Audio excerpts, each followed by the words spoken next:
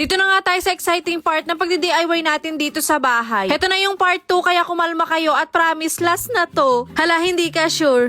Charot. Na para bang sarili nyo ng bahay kung pagandahin niya. Syempre may mga bagong gamit na rin tayong idadagdag dito pero aminin nyo sobrang ganda ng kinalabasan, di ba? Hello mga mare, magandang araw. For today's vlog, hala inilipat ang intro. Syempre hindi lang dapat bahay ang magpa-factory reset, dapat ang intro din. So anyways, yung part 1 nga pala na in-upload ko, ayun nga pala yung nagpintura kami. Naichika ko nga dun sa inyo na itong sala lang muna ang lalagyan namin ng pintura. Sa mga nagtatanong nga pala kung ano nga bang kulay ng dating pintura dito sa wall namin. Para siyang may pagka-cream at this time nga, para naman may iba sa paningin namin, white naman tong pinili ko at Davis paint nga yung ginamit namin. At dahil nga meron akong nakitang inspo sa black up, gagayahin natin yun. Pero syempre dapat mas kabog yung gagawin nating DIY. Hala. So nagsukat na nga rin pala sila papa dyan sa wall at nagsabi nga ako na ipantay lang nila sa sofa. Sa taas nga, dinikit na nila yung malaking frame tapos nagputol na rin si papa ng maliliit. Yung matagal lang talaga yung paggawa niyan mga mare kasi kailangan talaga tama yung sukat at tama din yung pagputol nila. Kasi konting pagkakamali lang talaga sa pagputol, mag-a-adjust talaga. Pero buti na lang expert na si papa sa gantong trabaho kaya walang magkakamali. Habang nagdidikit nga si papa ng maliliit na frame dyan sa gilid, yung kapatid ko nagsusukat naman dito sa gitna. At ito nga yung maganda sa gantong trabaho mga mare, kapag meron kang tatay na marunong sa gantong gawain at meron kang mga kapatid na one call away lang ay nandyan na agad. Hindi mo na kasi kailangan pang kumuha ng labor.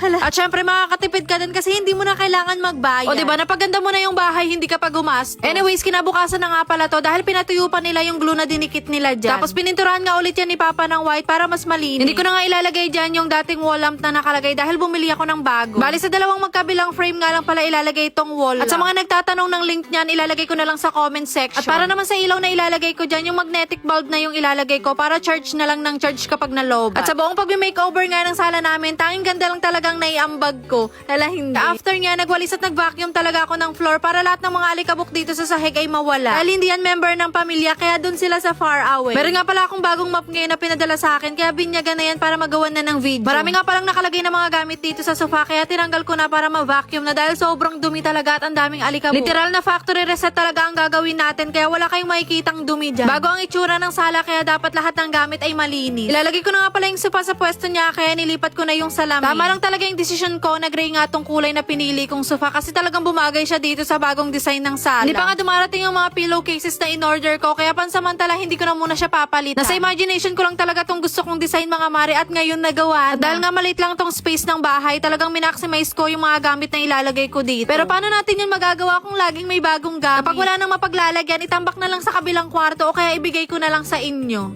Ano? Hala, hindi pa ako tapos maglinis mga mare pero nakaramdam na talaga ako ng pagod kaya ayan at nagpatulong na akong buksan to sa kapatid. Nagulat lang talaga ako mga mare kasi itong Ottoman chair hindi ko talaga in-expect na sobrang laking. Pero super useful naman yan kasi hindi lang siya upuan dahil organizer din yan siya. Sa mga naghahanap nga ng link niyan, ilalagay ko na lang din sa comment section. Hindi na talaga natapos at meron na naman tayong bagong uupuan. So, sobrang dami kong uupuan mga mare, parang maghapon na lang gusto ko na lang talagang umupo. Itong Ottoman chair nga, mas maganda siyang ilagay dyan sa harap ng salamin. Tapos itong isa naman dyan siya sa gilid ng aquarium. Ilang beses ko talaga itong pinag-isipan mga mare kung ilalabas ko ba tong mga sapatos. Pero dahil nga minamaximize lang din natin yung space dito sa bahay, pinalabas ko na rin sa kapatid ko at doon ko ngayon pinalagay sa kabilang kwarto. Minsan talaga mga mare, hindi ko maiwasang mangarap na sana magkaroon kami ng sariling bahay. Ang sarap din kasi kapag ganun mga mare, lalo na kapag araw-araw meron kang dumarating ng mga bagong gamit, meron kang mapaglalagyan. Kakachika ko sa inyo, ayan, natapos na tayo at ito nga yung naging resulta. Hindi po namin to pinarerentahan dahil nagrerenta lang din kami dito. Hala, no more metal decor na talaga at hindi parang sa isang bahay na lang tayo nakatira dahil isa lang yung mga itsura ng wall natin. May nakita na naman kayong idea sa akin, sige gayahin nyo na. O siya, tayo lang muna for today. See you on my next vlog.